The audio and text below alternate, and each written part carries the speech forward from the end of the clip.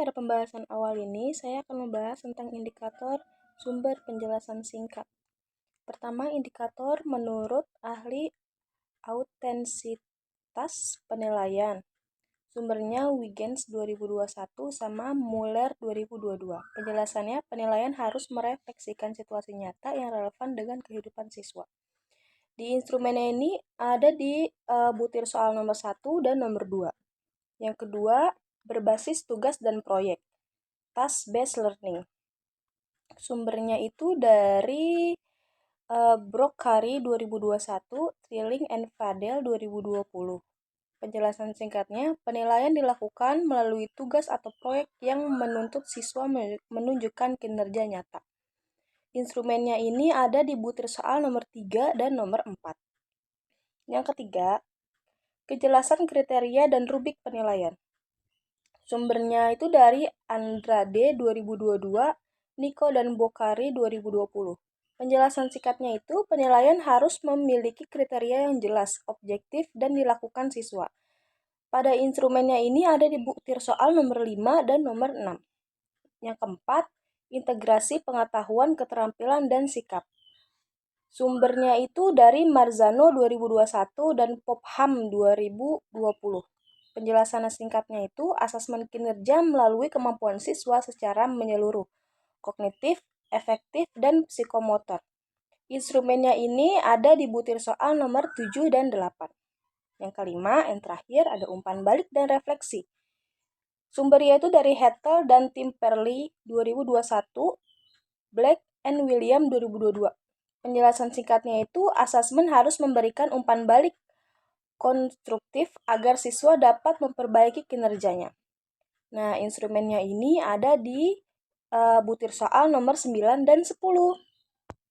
Oke, setelah kita menjelaskan indikator-indikatornya yang sudah dijelaskan sebelumnya, jadi selanjutnya kita akan membuat instrumen. Instrumen ini berupa 10 pernyataan dan 30 responden.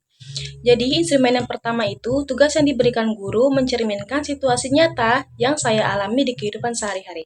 Yang kedua, saya merasa tugas yang saya kerjakan membantu memahami penerapan pembelajaran di dunia nyata.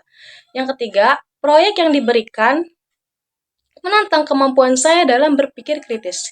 Yang keempat, saya dapat menunjukkan kemampuan saya secara langsung melalui tugas. Yang kelima, guru selalu menjelaskan kriteria penilaian sebelum tugas dimulai. Yang keenam, saya merasa penilaian yang saya berikan sesuai dengan kriteria yang sudah dijelaskan. Yang ketujuh, saya merasa penilaian kinerja menilai seluruh kemampuan saya, bukan hanya teori. Penilaian yang ke-8, penilaian ini mendorong saya untuk berpikir lebih disiplin dan bertanggung jawab. Yang ke-9, saya dapat memahami kesalahan saya di umpan balik yang diberikan guru. Yang ke-10, saya merasa dihargai ketika guru memberi saran yang membangun. Jadi itu ada 10 pernyataan di instrumen yang diisi oleh 30 responden. Terima kasih. Lalu yang selanjutnya adalah kita menentukan nilai correlation ini. Caranya kita menggunakan rumus Corel. Rumus Corel didapatkan dari P1 ini, P1, dan nilai total keseluruhan ini. Lalu di nilai total keseluruhan ini kita selipkan F4 di sini karena untuk mengunci data tersebut agar datanya tidak berubah ke sana ke sini. Nah, seperti itu. Lalu kita menentukan R-table. R-table ini kita dapatkan karena kita menggunakan 30 responden. Maka 30 responden dikurang 2 jadi 28. Nilai R-table ini adalah 0,361. Lalu kita menentukan keputusan data tersebut valid atau tidak adalah kita menggunakan rumus if. Rumus if di sini, apabila nilai correlation ini lebih besar dari R-table, maka dinyatakan valid. Dan apabila nilai correlation ini lebih kecil daripada R-table, maka data tersebut tidak valid. Lalu langsung aja kita enter. Maka data tersebut Nah, yang selanjutnya adalah kita menentukan total varians ini. Caranya adalah kita menggunakan rumus di sini sama dengan var. Lalu kita blok dari data P1 ini. Blok dari atas ke bawah.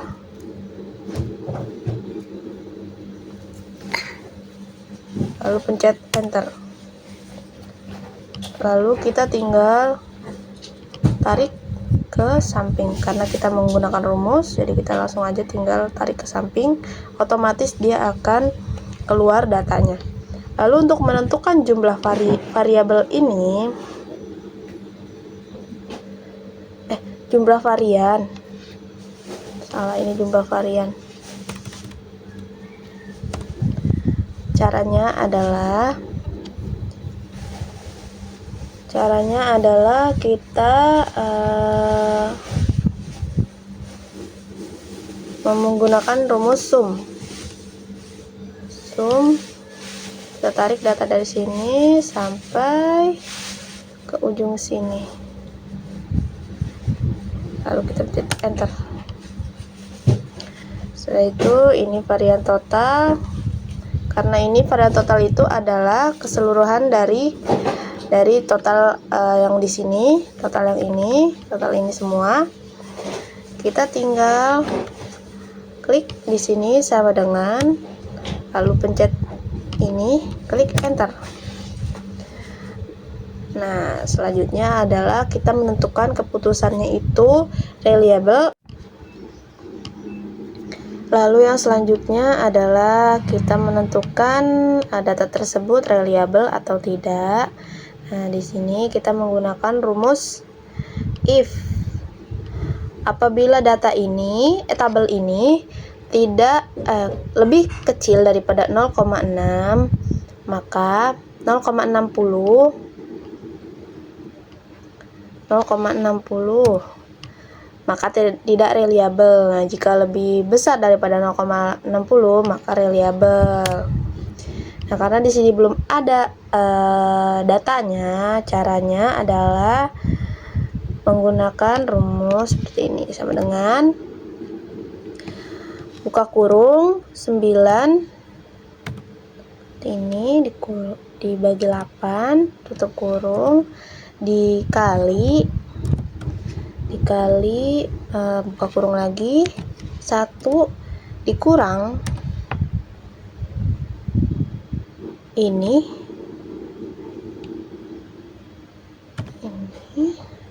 dibagi ini, lalu tutup kurung, kita enter. Nah, maka akan keluar seperti ini. Jadi seperti itu untuk menemukan keputusan reliable atau tidak, kita menggunakan rumus sama dengan 9 dibagi 8 dikali 1 dikurang jumlah varian dibagi varian total, maka hasilnya seperti ini. Di sini langsung tertulis bahwa data itu adalah reliable, seperti itu.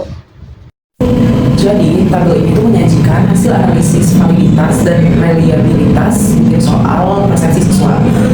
Berikut adalah penjelasannya. Yang pertama, validitas butir soal.